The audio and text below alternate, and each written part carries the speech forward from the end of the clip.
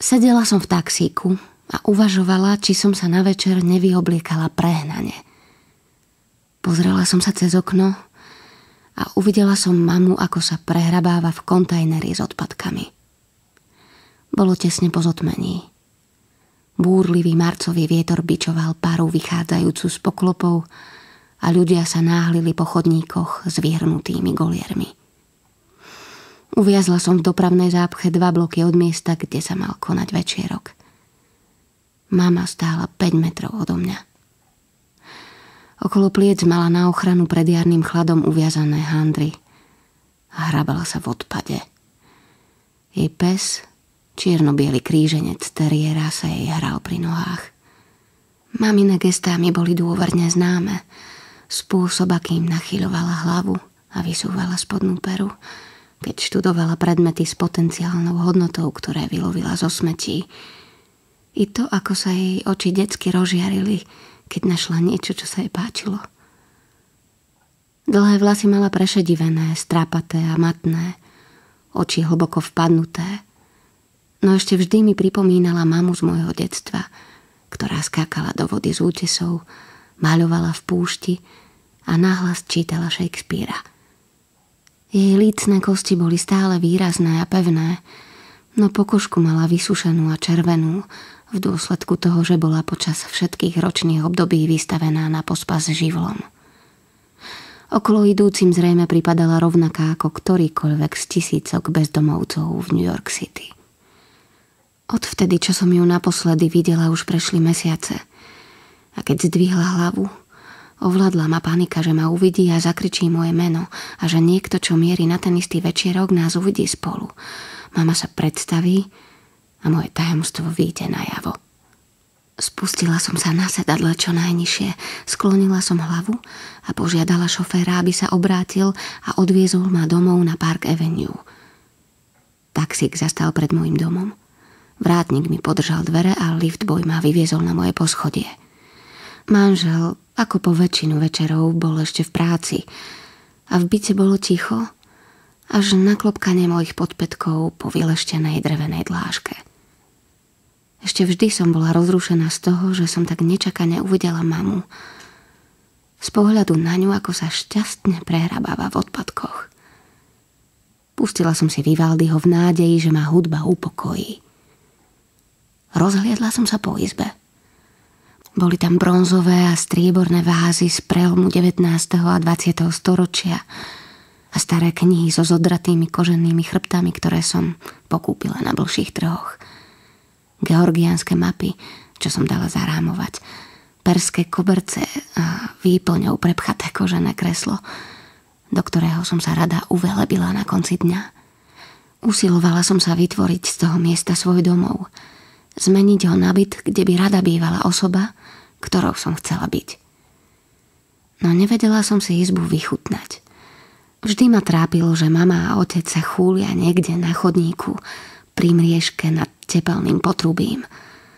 Bola som z toho nešťastná, no zároveň ma privádzali do trápnych rozpakov. Hanbila som sa, že nosím perly a bývam na Park Avenue, zatiaľ čo moji rodičia sa zamestnávajú tým, aby sa udržali v teple a našli si niečo na jedenie. Čo som mohla urobiť? Usilovala som sa im pomôcť nespočetne krát, no otec trval na tom, že nič nepotrebujú a mama ma požiadala o nejakú hlúposť, napríklad rozprašovač parfumu alebo členstvo v klube zdravej životosprávy. Vraveli, že žijú tak, ako sa mi chcú. Potom, čo som sa skrýla v taxíku, aby mama ma nevidela, som nenávidela samu seba, svoje starožitnosti, oblečenie i svoj byt. Musela som niečo urobiť, tak som zavolala maminej priateľke a nechala jej odkaz. Bol to náš spôsob, ako zostať v kontakte. Máme vždy trvalo niekoľko dní, kým sa mi ozvala, no potom znel jej hlas vždy bodro a ležerne, ako by sme boli deň predtým spolu na obede. Povedala som jej, že by som sa s ňou chcela stretnúť a navrhla som, aby sa zastavila u mňa v byte. Ona však chcela ísť do reštaurácie. Dohodli sme sa, že sa na obed stretneme v jej obľúbenej čínskej reštaurácii. Keď som prišla, mama sedela v boxe a študovala menu.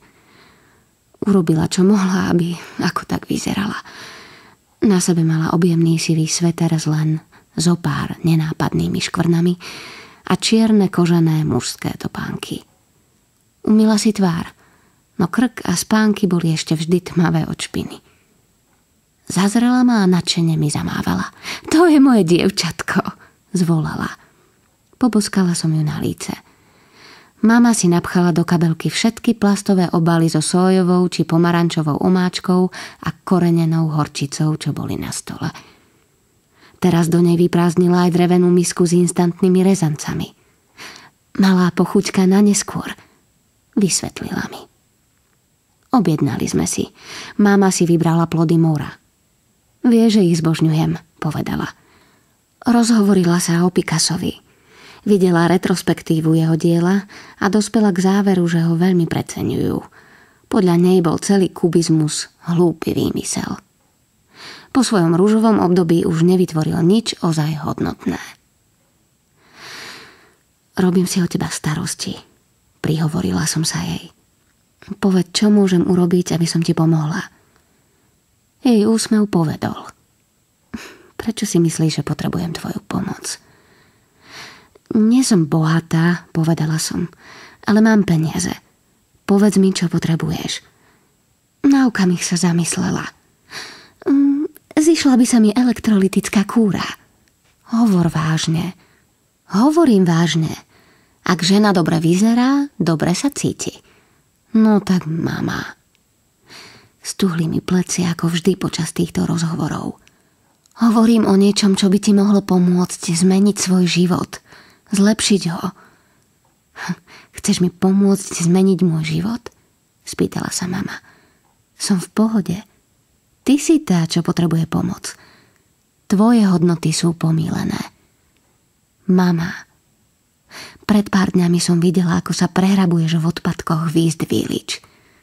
Už ľudia v tejto krajine priveľmi plitvajú, takže svojím spôsobom recyklujem. Dala si záhod plodov mora. Prečo si ma neoslovila? Priveľmi som sa hanbila, mama. Skryla som sa. Mama na mňa namierila páličkami. Vidíš? To je ono. Presne to hovorím. Veľmi ľahko sa dostaneš do rozpakov. Tvoj otec a ja sme takí, akí sme. Akceptuj to. A čo mám podľa teba hovoriť ľuďom o svojich rodičoch? Len hovor pravdu, povedala mama. Je to jednoduché.